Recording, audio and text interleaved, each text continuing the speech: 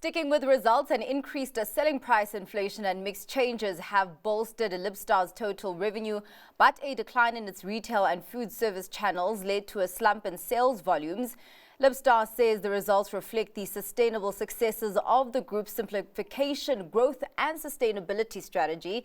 CEO Charl de Villiers joins us now for greater perspective on that performance. Thank you so much for your time, Charl.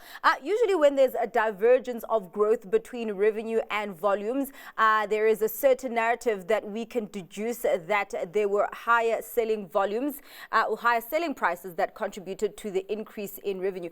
Is that the story here?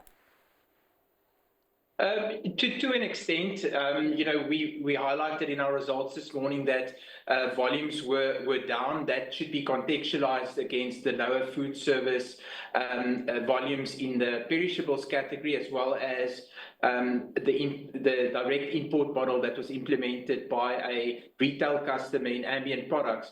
But of course, there is an element of price and mix contribution, so 6.3% of the revenue growth being attributable to that component. All right. Well, let's talk about that isolated event with the food service customer in the perishable products category. What were the headwinds there? We have very long-standing relationships with our customers. In this case, the particular customer referred to, has been a customer of the group since 1994. But as multinationals tend to do, they want to diversify their supply chains and not be reliant on a single supplier. And we were the single supplier to this particular customer, leading them to then diversify during the course of the year. Although it was a major setback for this set of results, we are developing new retail as well as wholesale and export markets for these products. All right. Well, let us get into the level of growth that you are seeing in your export channel and really your penetration, expansion and potential there. It's been a big focus area for us is growing our export footprint. Leading the charge in that regard is our Cape Urban Spice brand. We highlighted that it grew its revenue by 53%, a notable achievement, and that was really driven by the fact that we managed to list our products in Tesco in Ireland and UK, as well as in Migros in Switzerland. Yeah. But not only do that, but also expand our reach into new countries and new territories like Poland, Brazil, and others. Is this export channel expansion also an expansion and effort to kind of protect and improve your margins in any way? To an extent, we pride ourselves on having quite a diverse basket of products. So we participate in many channels locally, but as a business that has quite an extensive reach and an exportable product base, it is definitely a channel that we see as being a kind of an underpin for our growth in margins going forward. And besides that, where is more room available for margin expansion in your products? As a manufacturer, the answer is always to look at your own efficiencies, right?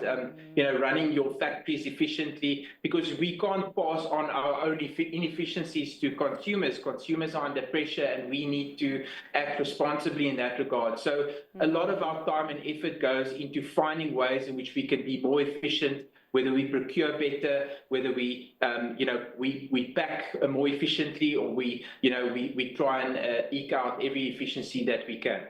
Well, talking about what is being done internally, of course, you have gone through a strategy revamp, and that is still ongoing. Let's talk about Denny Mushroom, that business. What is the performance momentum looking like, and also what steps really need to be taken to get it to optimal levels?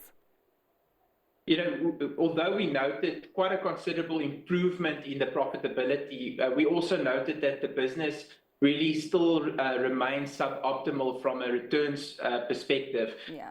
If you look at our regional production, we've had more success in the Joburg region than we have in the Cape Town region. That's a function of our production yield. So, a lot of our time and effort going into, again, to my earlier point, focusing on being able to yield more mushrooms per square meter.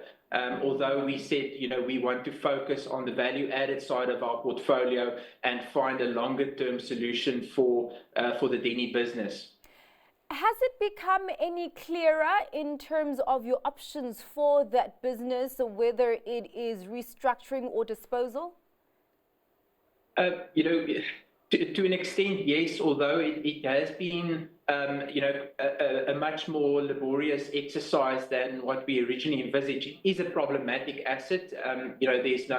There's no two ways about that. So it has, made it more difficult for us to achieve finality around this matter. But, we are hopeful that we'll be able to do that in the coming quarter.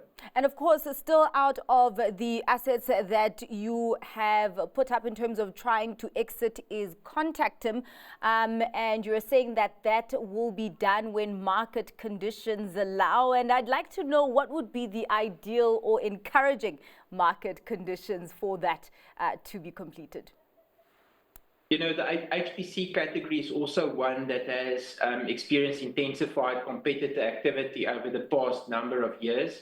How we've tried to combat that is by bringing on board some new customers, which we are doing in the new year. We've also managed to procure, efficiently in the latter part of last year, which should help us in improving our margins into the new year. But it's really just about delivering and showing in the new year the true potential of the underlying business, and that will need to be true for us to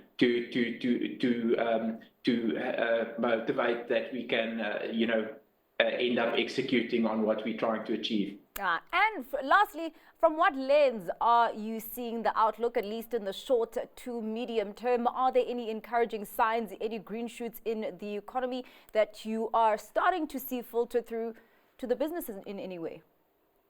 There seems to be a bit of optimism around, some improvement in our GDP numbers, reduced interest rates, and all of that, theoretically should bode well for the SA consumer. But, as we've also noted in our presentation, we expect the consumer to remain under pressure in the coming months. So, from that perspective, it's incumbent upon us to ensure that our ranges cater to the different needs. And there's a big value component to that, that we need to, or a need for value that we need to meet in producing our products. And that's what we're going to try to do in order to combat, these pressures that consumers face. Well, thank you so much for your time. I really appreciate you digesting the numbers that came out from Libstar this morning. That was Charl de Villiers, CEO for Libstar.